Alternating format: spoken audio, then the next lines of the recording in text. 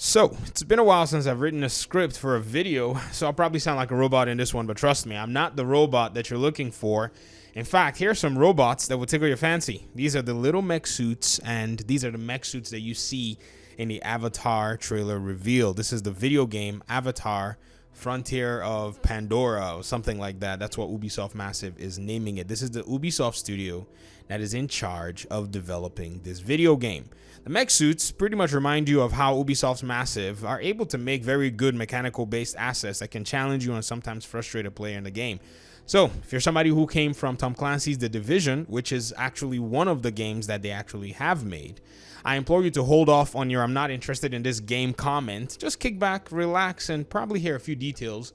And then at the end of the video, you can draw a conclusion from a broader body of evidence. And pretty much, if you're just here for the Avatar hype train, well, I just want to go ahead and announce to you and disappoint you and tell you to step off that hype train, because with this video, we're just going to go into bare facts that we have, and some of these facts we've actually grappled with them for like the past 5 years. But one thing I can assure you is this: Massive Ubisoft knows how to make a pretty darn good looking game.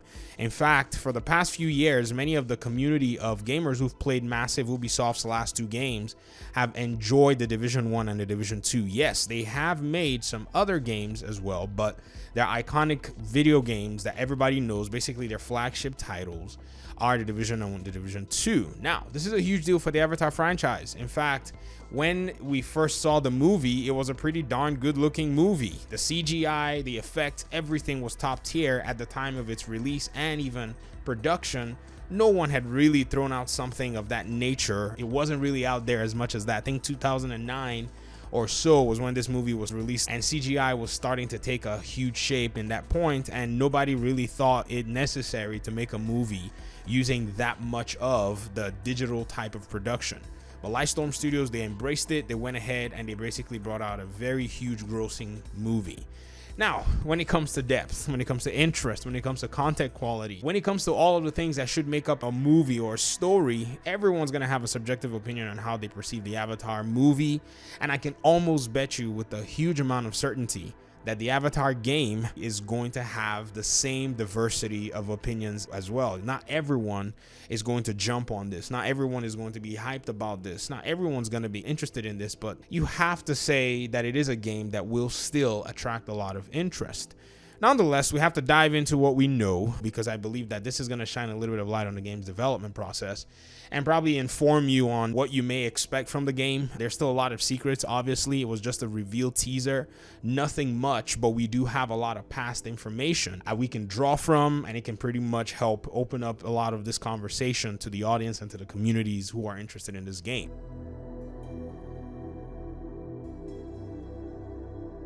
So, Ubisoft announced this release as a 2022 release, and in my opinion, that's just a vague time frame, but it's a realistic one. If you think about it, if you travel back in time, Massive, the Ubisoft studio that's spearheading this particular development, announced that they were actively working on this Avatar title.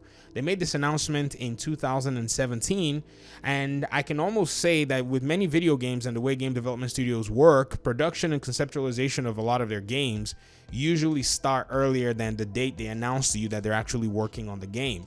Sometimes they'll probably maybe throw it out there very early to kind of test and see what's going on. But with this process, Ubisoft Massive had to go through, perhaps, I think, some kind of an audition, or maybe they approached the Lightstorm Studios and James Cameron and said, hey, we want to try to make a game on this franchise. And in the past, Ubisoft had already developed and published another Avatar game. So perhaps this relationship was pretty much a precursor to actually grant them this particular project. And they were very excited and ecstatic to talk about it. In fact, if you go to the Massive Ubisoft channel, you're going to see a lot of things to this effect. Now, again, it's one of those things that you can kind of calculate your development time as well from about 2017, and still you're going to conclude that you're going to be getting the game on the proposed date if nothing goes severely wrong. 2022 sounds ambitious in my opinion, but again, there are many things that can probably lean towards that possibility. If it's a single player game, if nothing goes crazy, if the 1 year of all of the medical issues that we saw in 2020 did not really do too much to affect this game, I think you can be certain that you're going to be getting this package in that time frame. Also, you have to narrow it down to where this game is going to be coming on. It looks like the current new generation of games are going to be receiving this particular video game. So that's a big deal as well, because now optimization, the ecosystems are going to be very small and limited, so they can actually adapt their game for a very small sect of machines. So the PS5, Xbox SX, and Xbox SX and PC. So that's pretty much it. It really does work in their favor. Now, as to the development of this particular game, one thing I really am happy about is that Ubisoft's Division project really opened the doors of its studio to the Division community. So when I go into some of the more nuanced areas of this particular discussion, I'm going to be coming from that direction. We, as a Tom Clancy Division agents, we've gotten to experience the studio to some extent that maybe other games have not experienced the studios who develop and publish their games. And so I remember during the active days of the Division's Tom Clancy game and all that stuff, the studio held a lot of events where they invited community members to Sweden to work through game development stuff. And so a lot of developers, a lot of directors, a lot of designers are people that have spoken to or addressed the community in one form or the other.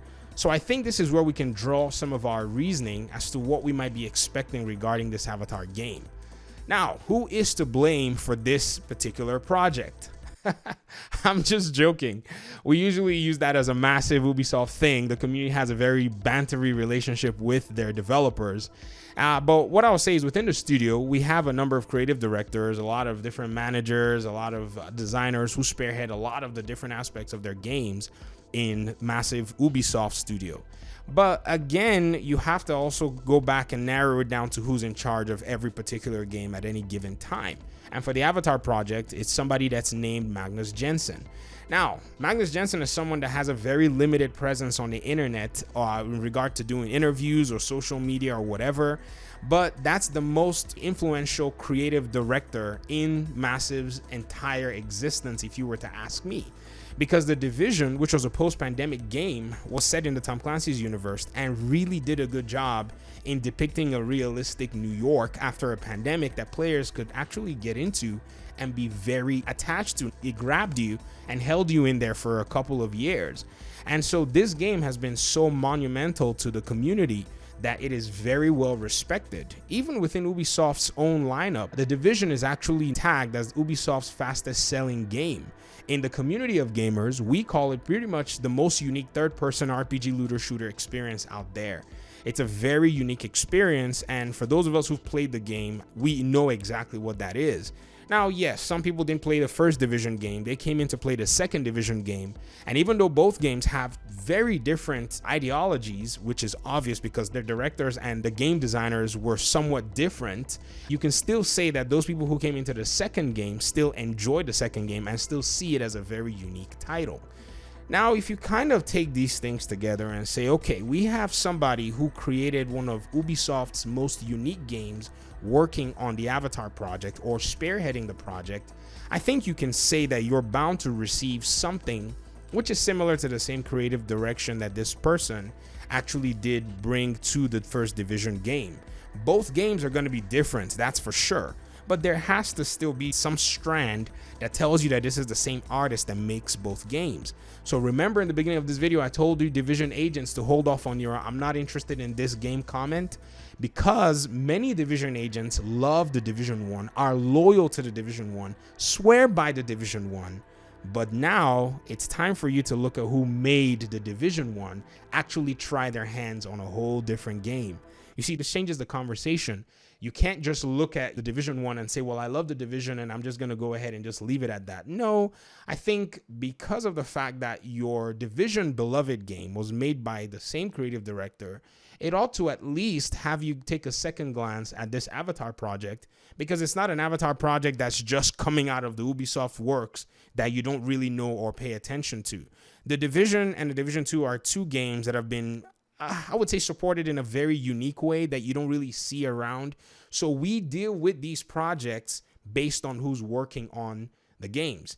Now, again, because the Avatar game is a movie-based game, we're probably going to go ahead and do it the same way we treat movies as well. For those of you who are maybe saying to the Star Wars universe, you can say that the Rise of Skywalker movie or the Force Awakens or whatever it is, the movies that came out in a new generation of Star Wars, you can pretty much pinpoint that you enjoyed the directional or hated the directional style of the individual directors that actually touched the different movies, right? Well, in the Division universe, we also had that same conversation for years, and we're going to take that into this Avatar game. Because many people enjoyed Magnus Jensen's work, I think potentially they may also enjoy his work in this coming game.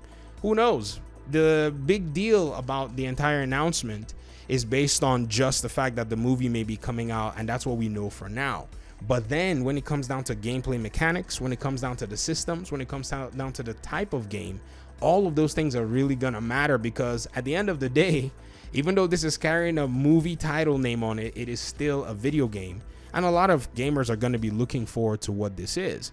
So Ubisoft basically has a lot to prove with this game. Its developers have a lot to prove, and I can guarantee you that they actually know this and have been working very hard on this game. In fact, one of the really cool things that I saw on Twitter was one of our former Division developers, Frederick Thailander, was actually congratulating the Massive team on finally revealing this game. And he said that the team had been working on this game for a long time and they've been working really hard. Now, why would this be a big deal? Well, this is James Cameron we're talking about. This is one of the biggest perfectionists in the entire cinematic scene. I don't think it's going to be an easy enterprise. I don't think you really have a lot of room to just do whatever it is you want. But again, for him to, or for his own people or his team to have given this project to Massive Ubisoft, they must have seen something peculiar for them. Now, one thing that I would recommend that you do if you really kind of want to know why this even happened was you need to go listen to James Cameron on his own comments as to why they were happy to work with Massive Ubisoft on this project. Don't worry about the hype. Forget about everyone that's going to be saying things like, well, it's another Ubisoft game. It's going to be broken like The Division. Just put that in the corner for a little bit and go listen to those discussions, and I'm certain that they're going to inform you. Now, when it comes to fidelity of the software, for those of you who played the Division 1 and Division 2, you know that the Snowdrop engine delivered us two games that did have a lot of bugs in them.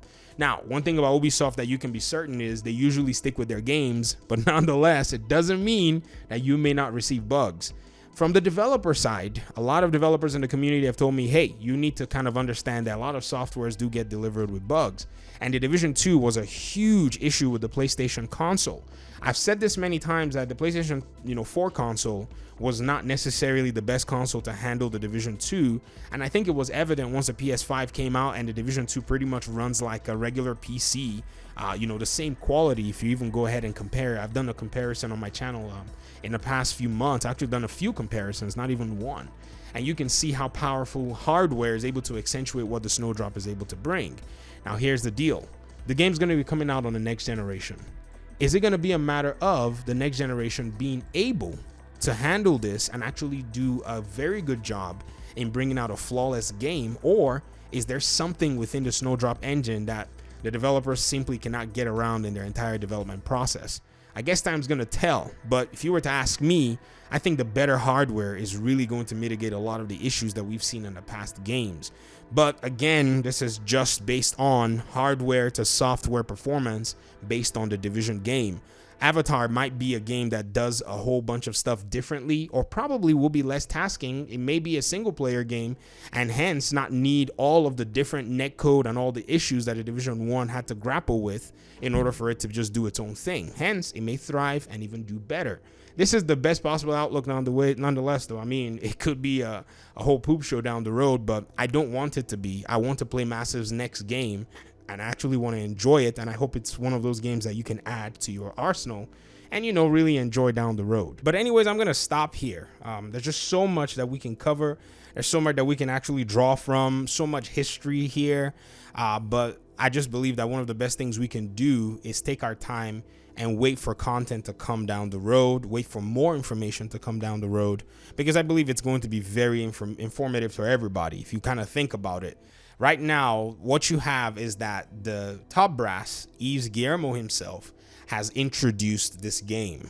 I think that actually sets the tone for the game, that it's a game that Massive actually wants to prioritize over a lot of maybe other projects. Or maybe it's just a game that seems to resonate much with him, or maybe it's a game that a lot of stake is actually hanging on, since it's a game that Hollywood has probably gotten some level of notoriety for giving this project to them, including their Star Wars project, which is something that will be coming perhaps somewhere down the road. That happens to have a whole nother discussion. I'll be happy to engage in that in another video.